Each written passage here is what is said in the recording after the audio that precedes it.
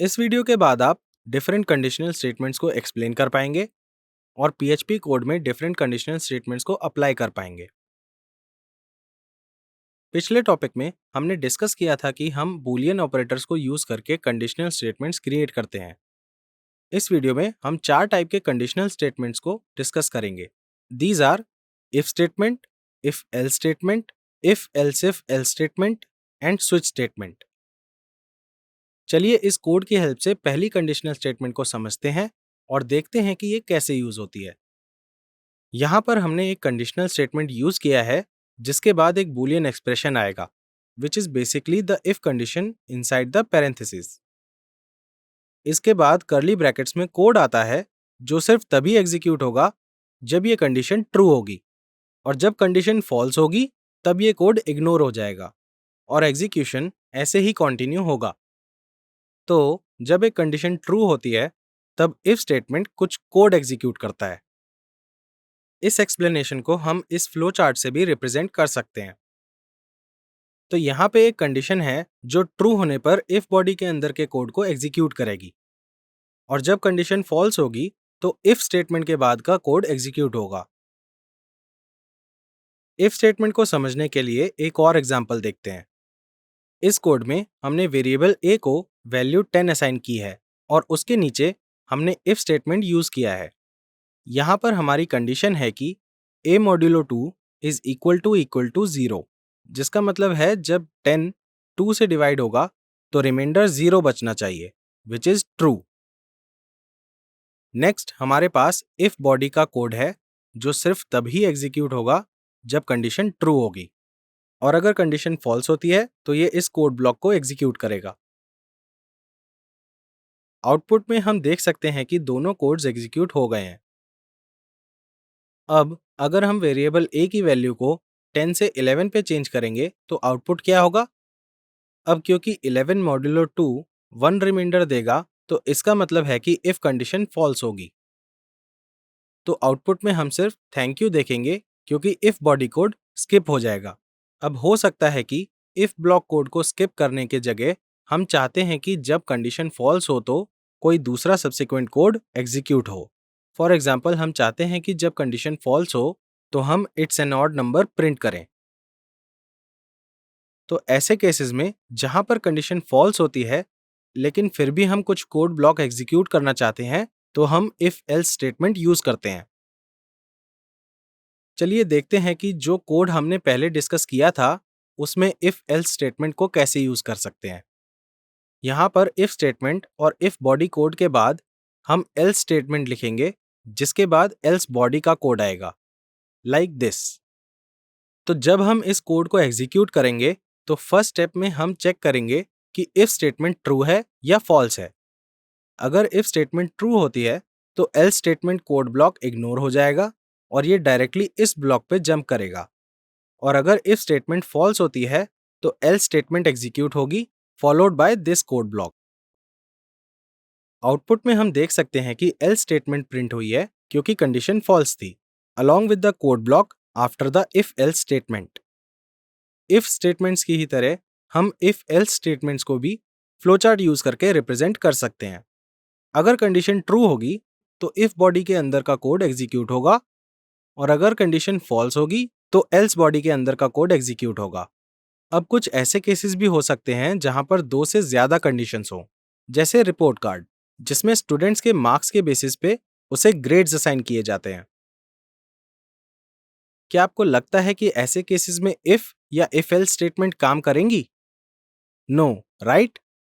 ऐसे केसेस में जहां पे हमारे पास 2 से ज्यादा कंडीशंस होती हैं, हम इफ एल्स स्टेटमेंट यूज करते हैं।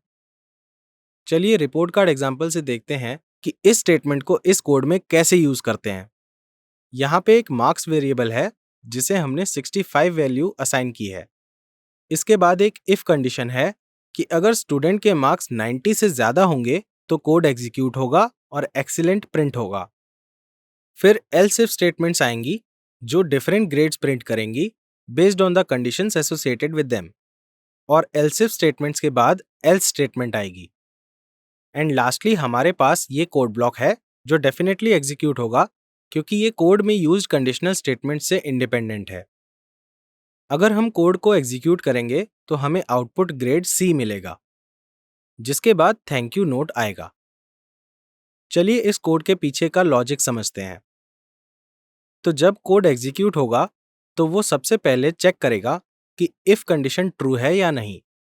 यहाँ पे स्टूडेंट के मार्क्स 65 हैं, जिसका मतलब है कि इफ कंडीशन फॉल्स है और इफ बॉडी का कोड इग्नोर हो जाएगा। फिर हम एल्स इफ कंडीशन पे मूव करेंगे और ये भी फॉल्स है और इसीलिए ये भी इग्नोर हो जाएगी। ऐसे ये स्टेप्स तब तक कंटिन्यू होंगे जब तक इनमें से कोई एक एल्स इफ स्टेटमेंट ट्रू होगी या फिर ये सब फॉल्स होंगी।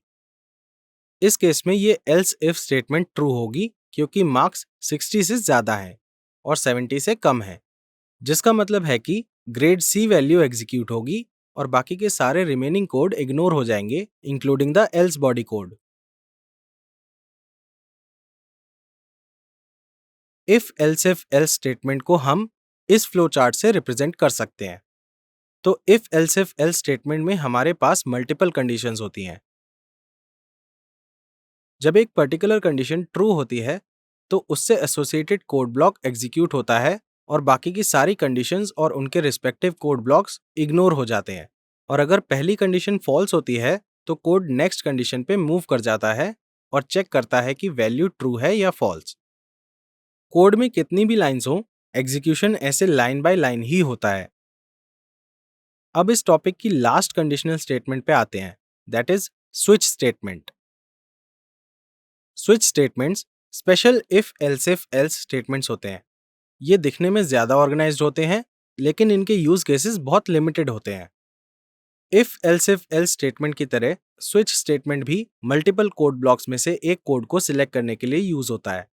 ये कोड ब्लॉक्स डिफरेंट कंडीशन से एसोसिएटेड होते हैं, लेकिन स्विच केस सिर्फ तभी काम करता है जब expression exact set of values को मैच करता है, रेंजेस को नहीं, और इसीलिए स्विच स्टेटमेंट का यूज लिमिटेड होता है। चलिए देखते हैं कि स्विच स्टेटमेंट कोड में कैसे यूज होता है। हमारे पास यहाँ पे दो वेरिएबल्स हैं, defined as a and b with values 20 and 10 respectively. हमारे पास एक वेरिएबल ऑपरेटर भी है जो स्टोर करता है कि a और b पे कौन सा ऑपरेशन परफॉर्म होगा। इसके बाद एक स्विच स्टेटमेंट आता है जो वेरिएबल एक्सेप्ट करके उसकी वैल्यूज को चेक करता है। हमें कंडीशंस के लिए कोई बूलियन एक्सप्रेशन यूज करने की जरूरत नहीं है, क्योंकि स्विच केस ऑटोमेटिकली वेरिएबल को केस वैल्यूज के साथ इक्वेट कर देता है। जो वैल्यूज हम एक्सपेक्ट कर रहे हैं उनके बेसिस पे हम डिफरेंट केसेस ऐड करेंगे और एक्सप्रेशन जिस केस वैल्यू से मैच होगा उसके बेसिस पे कॉरेस्पॉन्डिंग कोड ब्लॉक एग्जीक्यूट होगा।